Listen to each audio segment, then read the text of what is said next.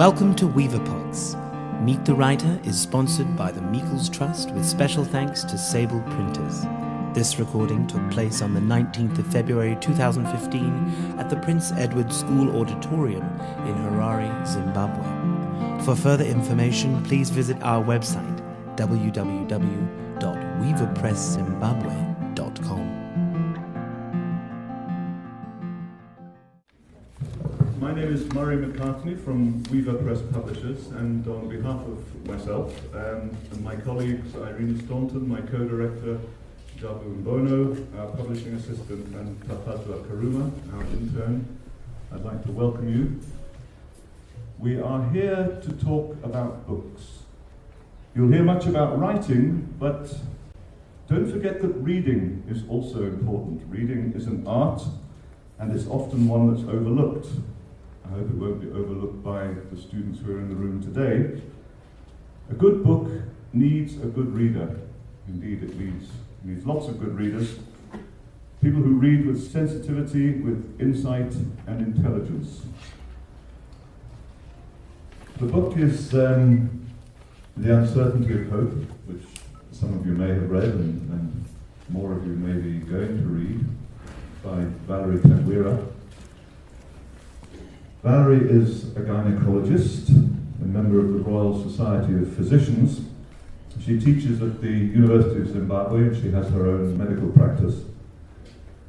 Aside from her full-time work as a medical practitioner, she's written a number of short stories, some of which have been published by Weaver Press. And The Uncertainty of Hope, which is her first novel, won National Arts Merit Award back in 2008. She's going to be in conversation with Dr. Sunanda Ray, who has a long history as a public health advocate and is currently an Associate Professor of Community Medicine at the UZ College of Health Sciences. She's also a convener of the Harare Open Book Club. Sunanda, if I can hand it over to you. Hello, good afternoon. Okay, so on your behalf, I'm going to ask Valerie some questions. And since Murray has chosen to make a big deal about the fact that we're both doctors, I should say that one of the things we try and teach medical students is how to tell a good story. When you interview your patient, you try and get facts about their illness, and then people are taught, young doctors are taught how to present it back as a story. So I'm not surprised that Valerie is a good storyteller, and that she also minds her patients, as Shima said, she minds her patients the nuggets of gold. So Valerie, tell us how have you found that? Are you just a voyeur telling stories about your patients or your family? I wouldn't say that. I think I enjoy telling stories. I've always enjoyed books, even from a young age. So I think, even as a young child, I was a very avid reader. I remember my first novel. I read it when I just completed grade 1. It was called Zivakoa Kava. So there were books. My parents were both teachers, so there were always books in the house. And from very early on, I was also encouraged to write short stories. I was the kind of person whose stories sometimes got chosen to be entered into the National Allied Arts Competition, which was administered from Bulawayo back then, I think. But yes, my community, and at times my family, immediate and extended, as well as my work, have provided ideas for stories. So maybe from that aspect, you could say I might be some kind of voyeur. But yeah, I enjoy telling stories and reading stories. So when you're telling the stories, like for example in this book, your book Uncertainty of Hope, there are a lot of different characters and their lives are very entwined together. And often what you're doing is you're explaining things. You're explaining how a woman who's a vegetable vendor, what her life is like. Is that how you see yourself, that you're a commentator on our social environment? Not necessarily, but as I said, I like telling stories, and going back to primary school and high school, maybe up to Form 4, because in A-level I studied sciences and that storytelling sort of faded away a bit. But moving on from early childhood, early high school, and then to medical school, my life has been predominantly about telling stories, I think. Even professionally, because you listen to your patients' stories, they have a crisis and you work out all the facts surrounding that crisis, and you're trying to work out how you can provide a solution for whatever problem they have, and then you at times have to retell that story in as accurately as possible to your listeners, or maybe your students or your peers if you're consulting in a multidisciplinary setting. So yeah, predominantly my life is, because a huge chunk of it is the professional aspect. It's about listening to stories and telling stories. I don't know if I've answered that.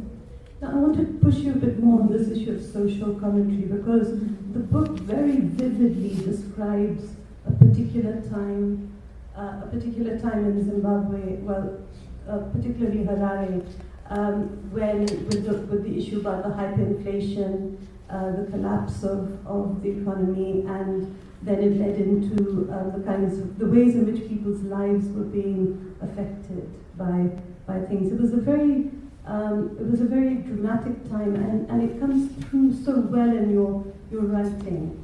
So I want to push you a bit more on how you came to choose those particular events to describe in your book. Those events, which are predominant in the book, happened at a time when I was living in England, but I used to travel home quite frequently.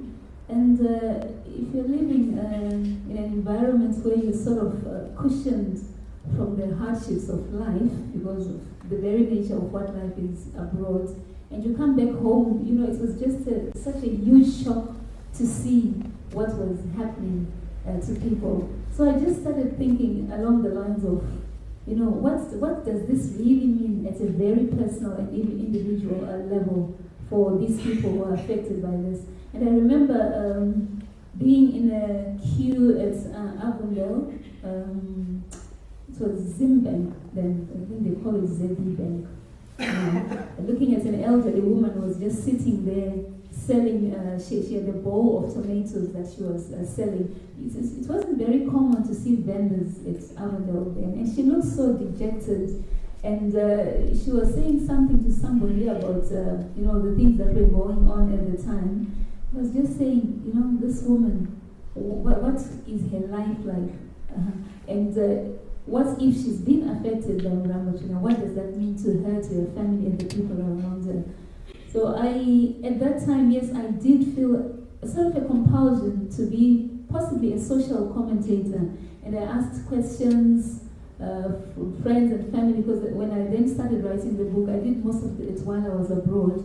About in the interim, I came back, reading up newspaper articles.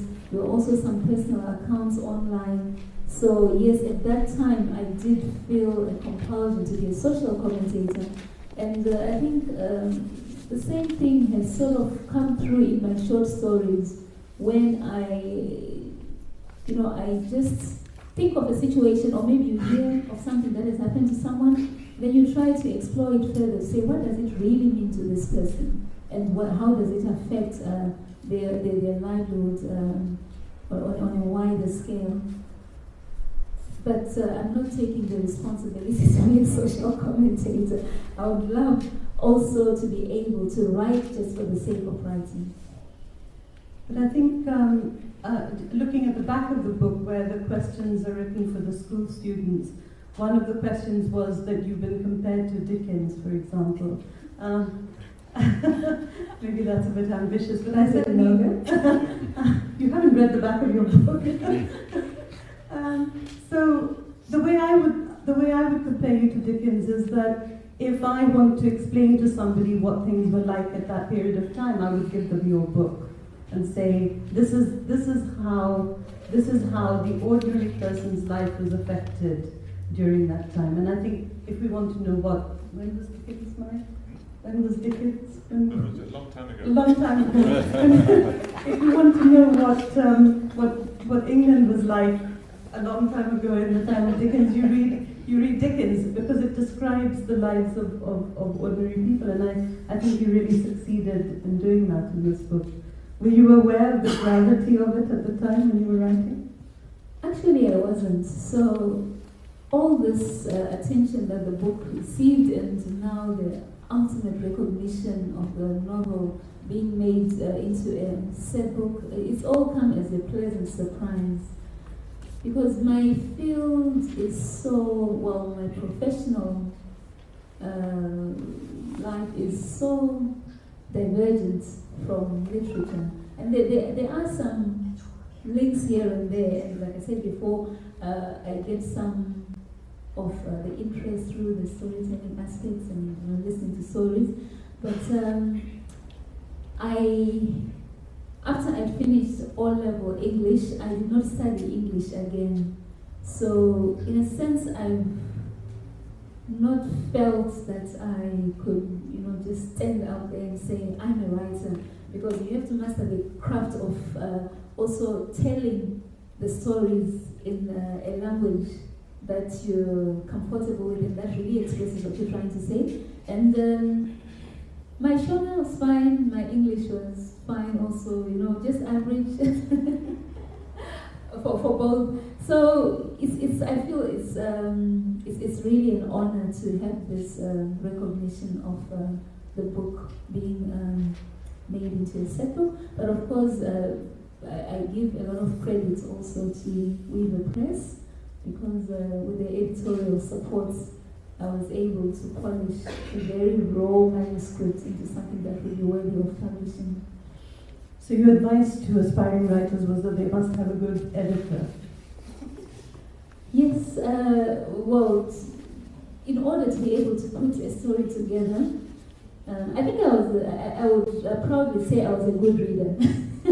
I was a really avid reader, and I was always surrounded by books as I was growing up. And maybe when you get to that point where you say, now I've got something that I'm working on that might be worthy of being published, yes, it does help to have a supportive and good editor.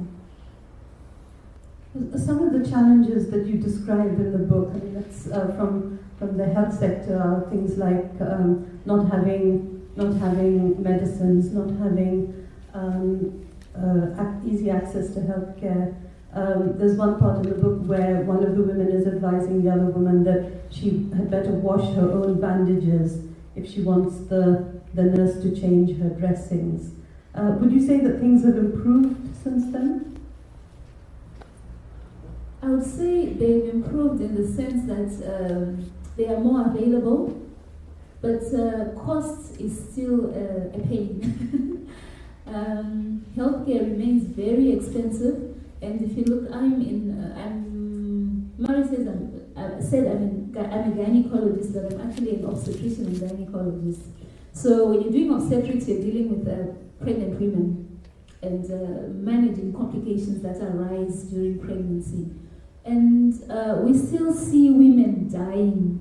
You could actually say it's gratuitous loss of life, because it's very preventable things like access to blood, access to medications, cheap drugs that can be used to stop bleeding after a woman has had a baby, and antibiotics sometimes, anesthetic drugs, a whole multitude of things. So sometimes maybe donor funds trickle into the hospitals, and they say, oh yeah, we've got coupons from UNFPA, so when you have an obstetric emergency, you can prevent somebody from bleeding to death, for instance. And then at other times, you just watch somebody dying because you hear the family cannot raise the $100 dollars which are needed to buy just 1 pint of blood. So I think the problems have persisted. Their nature might have changed a little bit, but they're still there. So do you feel another novel bubbling up which you would derive from your experiences either in the community or in the health sector? I suppose so, because for me, I don't have much time to research what I would like to write about. So the easier way would be for me to write about what I know or what I'm familiar with. So yeah, it might be related to the things that I observe around me and in the community, but mostly also in the hospital setting, in the medical field. So are you working on another novel now?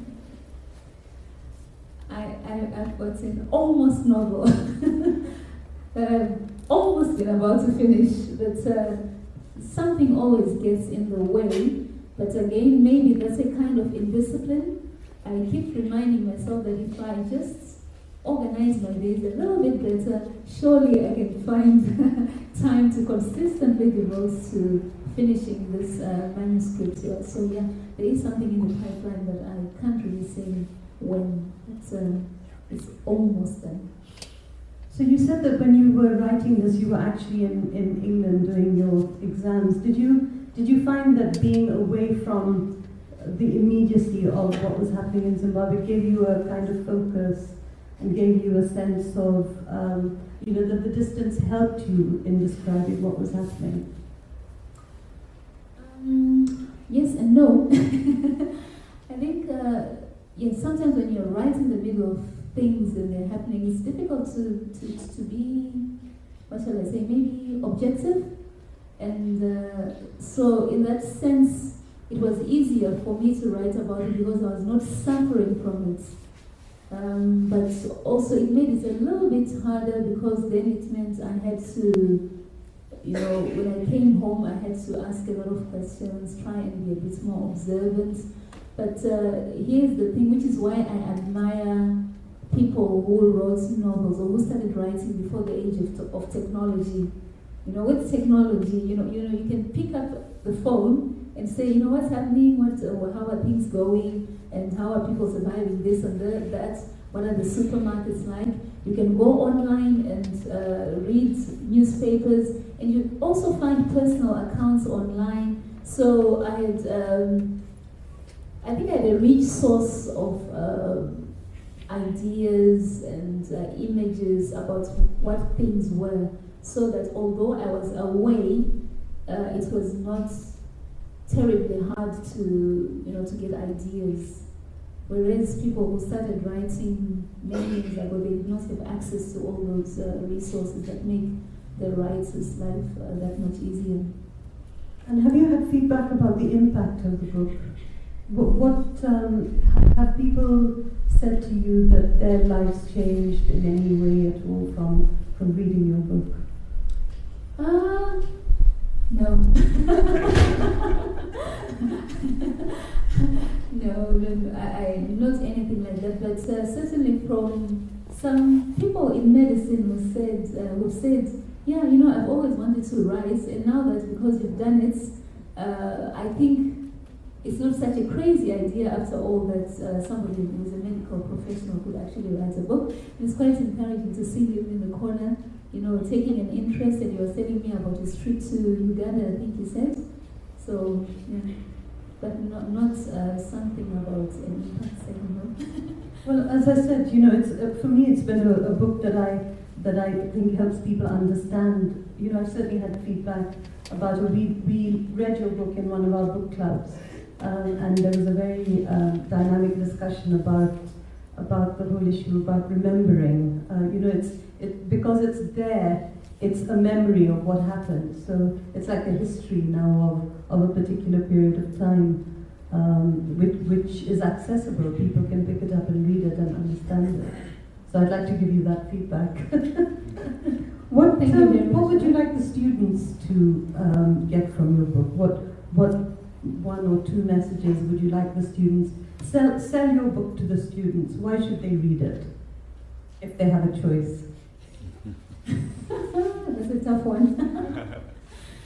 Why they should read the book? Well, I was having a conversation with Fungai Machirori earlier about how, the time period that we're talking about, 2005, that's like 10 years ago, or at least 10 and a half, was the beginning of the year. And most of the students were children, and they may not recall what was happening then, or they may not have been aware of the gravity of the situation to the ordinary Zimbabwean. I'm assuming that most of them are probably middle class, coming from middle class families and upper class families. The story talks mainly or predominantly about people from the lower socio-economic classes. So maybe I wouldn't say it's an accurate depiction of Zimbabwean history, because that's certainly not what it was meant to be, but it might give you a snapshot into what the life of many Zimbabweans was like, because you were very young and you may not have been exposed to some of the things that are described in the book. So not so much as historical facts, as Sunanda would have me believe, but certainly as insight into maybe just putting the human face into what might have been a representation of Zimbabwean history. So, handing back to you, Marie, for the audience to ask questions. Thanks very much. I'm Laurie Jack. I'm from Melbourne, Girlside. I wanted to ask that why do you have to do medicine? It seems like you said you liked storytelling. This probably depicts that, like you were talkative, right? And I mean, why don't you want to fulfill your dreams, like carry on with this? You probably would be very good at literature if you did take it. Very good. Okay. I think when I was in high school, I was an average student, in the sense that you couldn't say I was better at sciences than I was better in arts. It was the same. And my father always used to say I should study law, because he thought, I grew up in the township, so he thought I could express myself well in English. But when I got my O-level results, I don't know, somehow the opinion had changed. I was encouraged to study sciences. I grew up in an era where studying sciences meant that you were going to have job security in the future. So I was pushed, sort of, not pushed as such, but encouraged to study medicine after I'd completed my A-levels. So it's not that I don't like medicine. I love medicine because it has grown on me. So I've come to love my profession after having, during the first week of first year, I gave up medicine. I actually went to the dean because I had been shocked by the sight of a cadaver. You have to study anatomy and you have to dissect a dead body. So that really, really shocked me, and I was thinking of actually going to study the arts. But then that same weekend I traveled home to break the apparently bad news, and I was again encouraged to go back to medicine. So now it's about making a living. I could probably, like you say, end up being good at literature if I made more efforts or, concentrated more on writing. But there's a conflict of interest between making a living and doing something that I still love very much and I would like to do. So I have to just find the right balance between my profession and writing. I think it's more than a hobby for me. Okay, thank you. Thanks for the question. Right, thank you. I just wanted to ask, what challenges do you face as a female writer? I know you haven't written many novels, but with the little writing that you've done so far, have you faced any challenges? No, I wouldn't say I faced any challenges. And interestingly, you describe me as a female writer. I actually like to think of myself as a writer, because I do not want people to read my work or to give me special preference simply because I'm a woman writer. But so far, I have not faced any challenges. Maybe because I don't have a huge body of work, and I'm doing other things as well. Writing has opened up a lot of opportunities for me, particularly through my publishers. I've traveled, I've attended interviews such as this one, and it has opened up a whole world which is quite removed from my day-to-day life as a doctor. So I wouldn't say I've faced any challenges so far. Okay, and my last two questions are, what really inspires you to write? And if you were a writer from the past, who would you be? I'll start with the latter. If I was a writer from the past, I would be Shakespeare. So I quite agree with Shima, who put it so succinctly that it's nonsense. That Shakespeare should be removed from our syllabuses and set books. And sorry, what was the other question again? What really inspires you to write? What inspires me to write are the things that I see happening around me. And you see something and you say to yourself, this story deserves to be told and explored. What does it really mean and how has it affected somebody's life and that of their family? I just get inspired by what I see, what I hear, and also what I experience.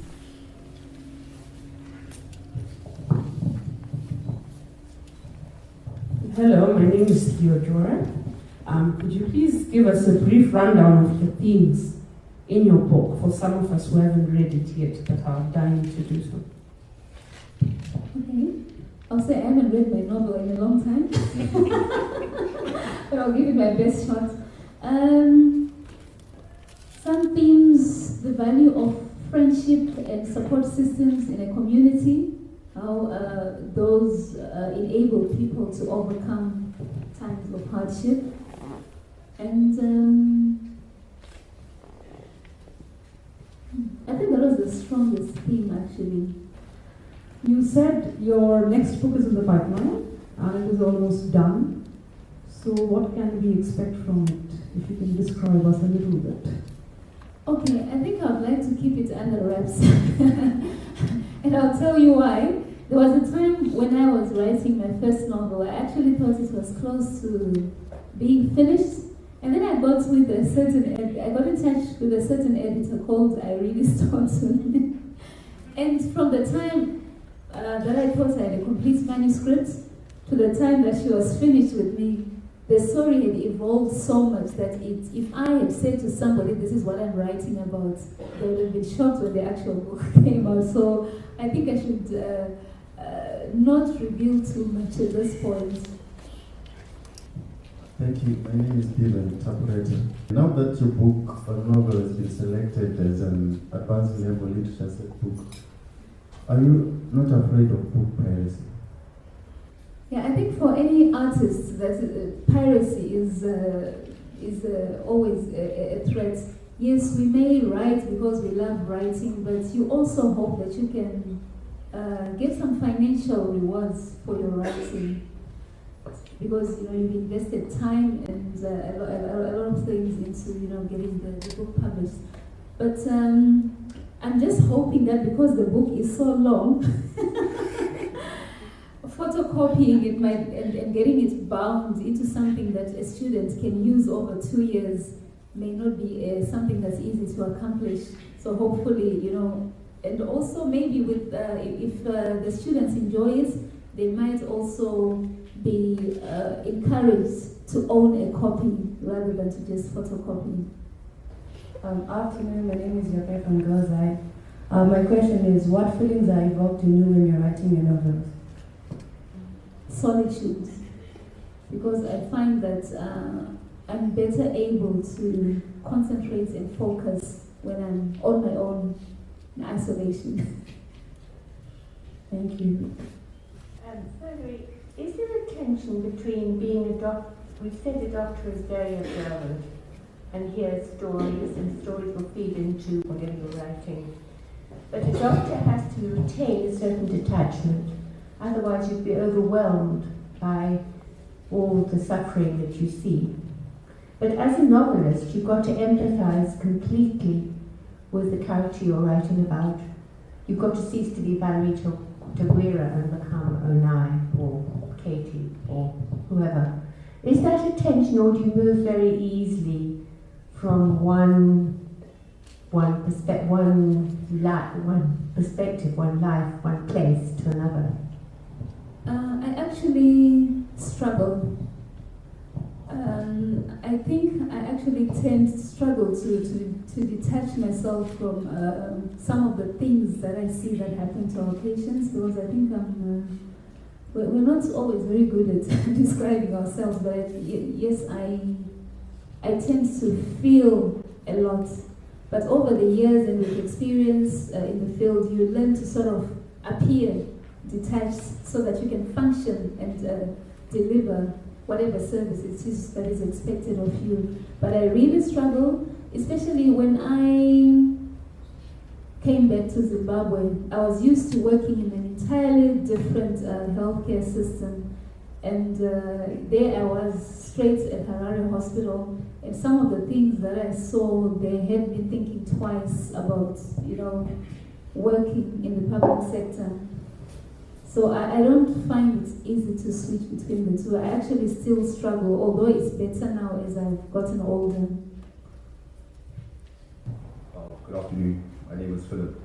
I wanted to ask, how do you overcome your fears? For example, I'm pretty sure you've come across people who say that you can't do this, you can't write a certain book, you don't have the qualities, people always demotivate you. How do you overcome that?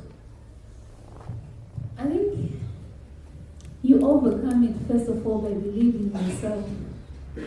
If that's what you want to do, then you just go for it. And maybe as a protective mechanism, you could avoid in the initial stages exposing yourself to that kind of negative mentality, whether it's coming from people who are close to you or people who are not so close to you, and try to, associate with like-minded people who can either be your peers or people who are more experienced in whatever you're trying to achieve, who can then act as mentors and who can support you. Because there will be the naysayers will always be there. Throughout life, as you grow up, you discover that. But you then have to find the right people to associate with and possibly get a mentor. One more question. For example, when you write a book, you have certain expectations you want to reach. And then, for example, publish a book and then it doesn't go worldwide or not that popular with people. How do you go with that? Do you continue writing, keep on believing in yourself? Because you can only believe in yourself for a certain time or to a certain extent. How do you go about that as well? I hope I understood your question. As someone who, are you aspiring to become a writer yourself? I'm still in the process, man. Okay.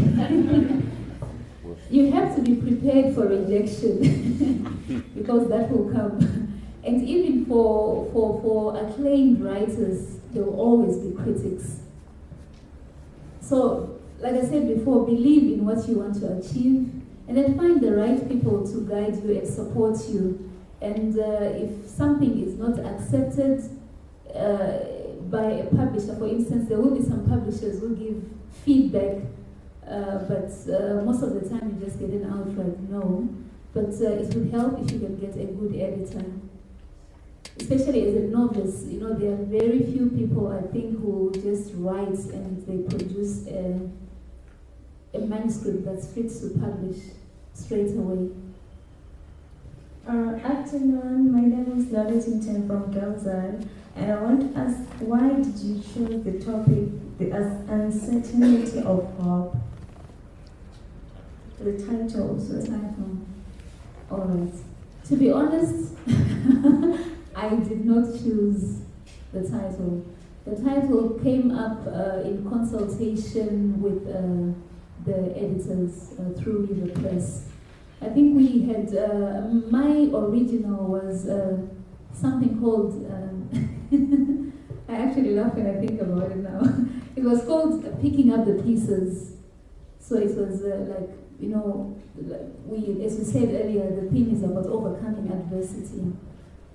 So in consultation, it was a conclusion that it was not such an appropriate title after all.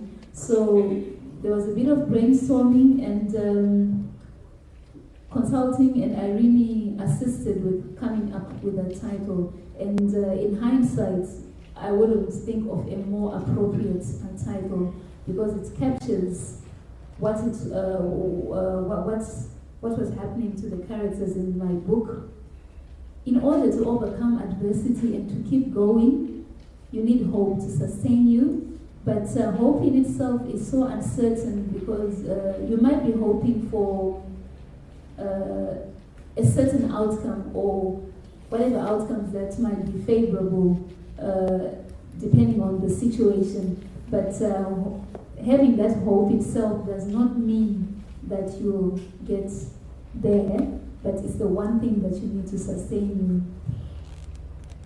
All right, thank you. My question is, us as critics would classify writings is influenced by certain theories. Are you a subscriber to any of these liberal feminist theories, such as liberal, radical, or African humanism? Not quite. I wish I was, so that maybe I would have a certain identity, but no. Although I've described myself as a mild feminist, if there is ever such, very concerned about women's issues or issues that affect women, but not quite an advocate who has publicly come out as an advocate for women's rights, but hoping to go that direction. Okay, then my last question then becomes, based on what you have said, what would be your views, or when you are writing stories about contemporary issues such as commercial sex and homosexuality? Thank you. You said in homosexuality. I would avoid talking about that in case I get arrested, but prostitution, my story for the Kane Prize Anthology of 2010, I think it was, actually looks at prostitution. And as I said, I'm someone who is concerned about women, about issues that affect women. I have this character who becomes a prostitute, but if you look at how and why she became a prostitute, then if I knew her story, I would not judge her for being a prostitute, because it had come to that point because of survival issues. Thank you very much. My question is that many writers, in addition to whatever they write, the fiction or non-fiction, also write essays and other things like that, which are reflections of maybe how they see the world or how they see the craft, and those kind of things. And in Zimbabwe, at least writers don't seem to have become public on those issues. Do you have a view? Do you write essays? Do you write reflections? And do you know why writers in Zimbabwe don't tend to? Writers other places do. Thank you. I haven't written any essays, although I have reflections sometimes, but never put anything down to paper. I can't speak for Zimbabwean writers at large, because unfortunately I'm a bit of a recluse, if I might say. I haven't really been interacting with other writers in Zimbabwe, which is not a good thing, but also which is not intentional. It's to do with, competing interests for time. But as I reorganize my life and my work, I hope to interact better with other writers so that I can get an insight into what the lives are like as writers, and also to get the support of the community of writers. Good afternoon. My name is Troy. I'd like to ask, as a writer, do you ever get confused at times whilst you're writing your work, or get infatuated about certain ideas as you try to portray them in your books?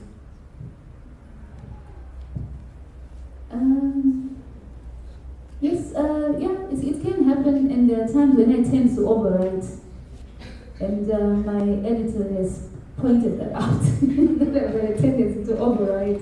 It's like an obsession, you pick on this thing and you, instead of moving the plot forward, you spend too much time on it, too much text on it. So it has happened. I don't know that answers your question. Yeah, thank you.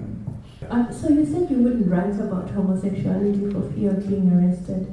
What if you were going through your ideation of a storyline and you came across a theme that in Zimbabwe would be somewhat considered controversial or taboo or dangerous to write about?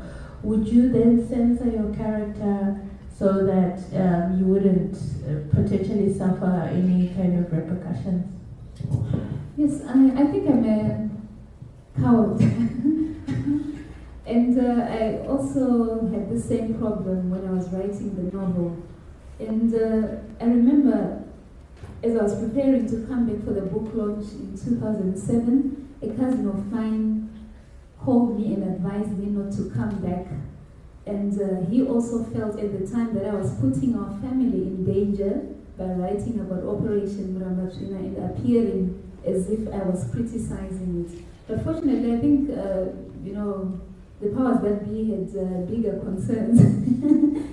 I did come for the book launch, nothing happened to me, I didn't disappear. But yes, there's a tendency to overwrite. People have spoken out in the past against certain issues that are controversial or that are viewed as being a criticism, have been torn apart in the press, others have been detained by the police, others have been tortured. And I think we can all think of, over the years, incidents that we've heard of. So I'm at that point in my life where I think I'm not ready to take such risks. The unfortunate thing is self-censorship does limit the scope of your work and what you really want to say. And until such a point that you actually say something and get it out there, you really never know whether whatever it is that you wanted to say was going to be actually offensive or whether somebody was going to take notice of it, unless you actually get it out there. So yeah, there's a downside to censorship. I'm using it as a protective mechanism, but it might be counterintuitive and counterproductive rather, in limiting me as a writer who would like to develop and write about things that matter.